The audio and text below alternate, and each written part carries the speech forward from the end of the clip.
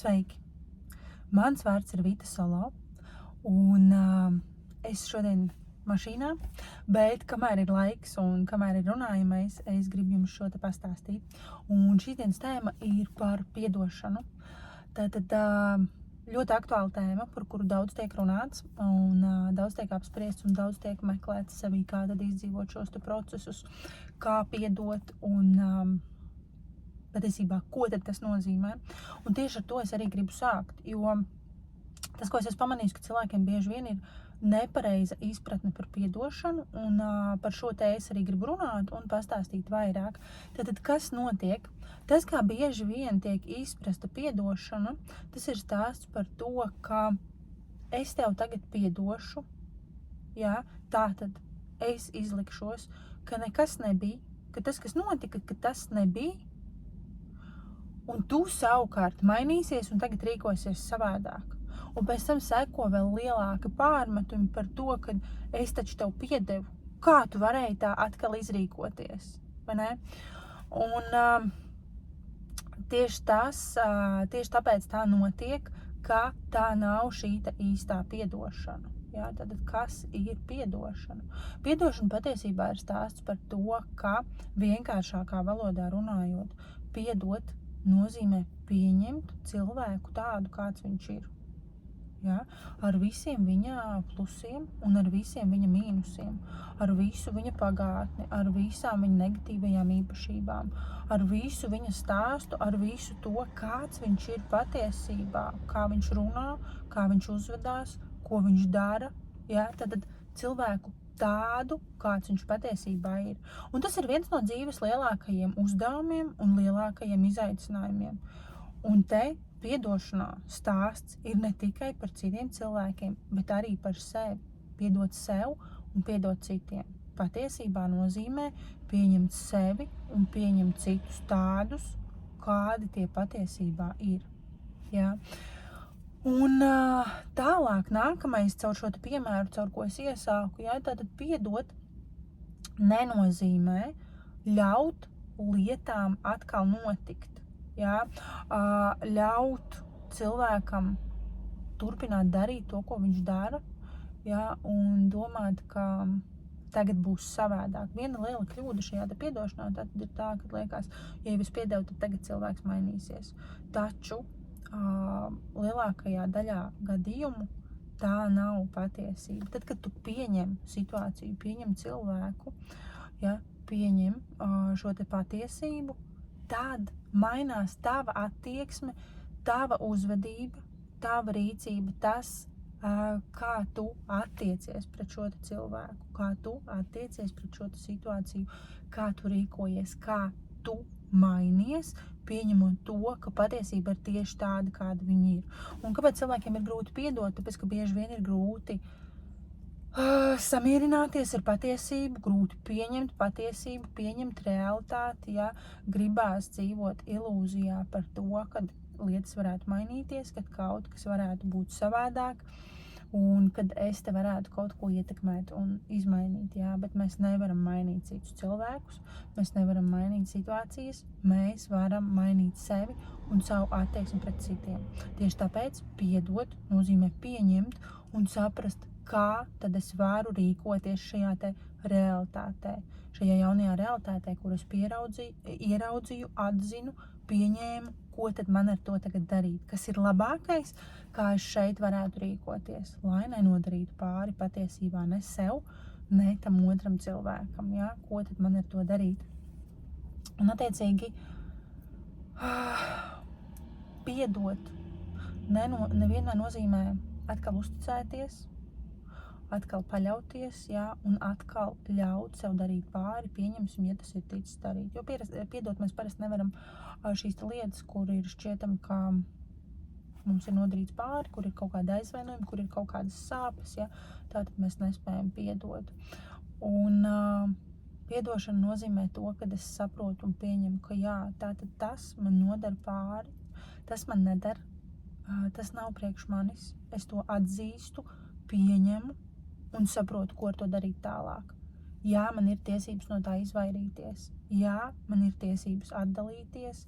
Jā, es varu dzīvot savādāk, jā, es varu atteikties no tā, kas man dara pāri. Un jā, patiesībā var piedot, var mīlēt, var patikt tas, ko tu dari, cilvēks, jā, kaut kādas lietas, kas tev ļoti patīk, ko tu iespējams mīli, bet tu vēl joprojām vari distancēties no tā. Lai arī kā tas patiktu, lai arī kā liktos, ka tev tas ir vajadzīgs un tu bez tā nespēji dzīvot. Bet ja tev tas nodara pāri, tad svarīgākais, labākais, ko tu vari izdarīt priekš sevis, ir distancēties un atdalīties. Un to tu vari tikai tajā brīdī, kad tu patiesībā pieņem realitāti un saproti to, kas notiek. Un saproti to, ka visticamāk šis te nemainīsies. Kad ir laiks mainīt tev savu attieksmi, savu rīcību, ja, to, kā tu dari un to, kā tu uzvedies šajās situācijās, ir laiks kaut ko mainīt no tavas puses. Ja. Un tātad caur piedošanu tiek noņemtas šīs te liekās emocijas un ilūzijas par to, ka kaut kas varētu mainīties un kaut kas varētu notikt savādāk. Ja, un bieži vien tas notiek gan ar cilvēkiem, gan ar kaut kādiem ieradumiem, ja, ar kaut kādām vielām un tā tālāk. Ir lietas, ko mēs saprotam, jā, patīk, jā, ir forši, bet es to nedaru, jo tas man nodara pāri. Jā, ir cilvēki, kas man ir svarīgi, kas iespējams patīk, piesaista, ja, bet es saprotu, ka man tas nodara pāri. Tāpēc mans uzdevums ir no tā atdalīties un dzīvot tā, lai ir komfortabli man un iespējams arī komfortabli tam otram cilvēkam. Mums nav jāuzņemās atbildība par citu cilvēku dzīvēm, mums nav jāuzņemās atbildība par to, kas notiek ar viņiem un nav neviens jāmaina. Ir jāsaprot, ka ir lietas, ko mēs nevaram izmainīt. Ir notikumi, ko mēs nevaram izmainīt, jā. Un tas ir jāpieņem, jāpiedod un jāvirzās tālāk. Runājot par piedošanu sev. Tātad tas, ko visbiežāk cilvēks nespēja piedot sev, tā ir sava pagātne. Tātad lietas, kas tika izdarītas, jā, kaut kādi notikumi, kaut kādas situācijas, kaut kāda sava bezspēcība, bezpalīdzība, kur tu nezināji, kā tikt galā, kā rīkoties, jā, kas raisīja negatīvas sajūtas, iekšējas sajūtas, kaunu, vainas sajūtu, jā.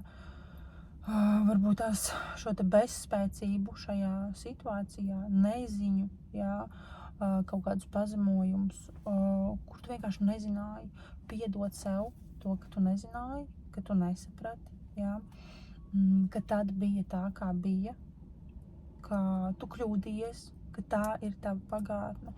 Un tad, kad tu to pieņem un piedod un saproti, ka pagātne ir vieta, ko tu nevari izmainīt, bet tu to pieņem, piedod sev, kad bija tā, kā bija, bet tas bija kaut kad tad. Un tagad ir savādāk, tagad var būt savādāk, ja tu uzņemsies atbildību par to, kas ar tevi notiek tālāk. Jā, kad tu pieņem to, ka tu nevari izmainīt savu pagātni.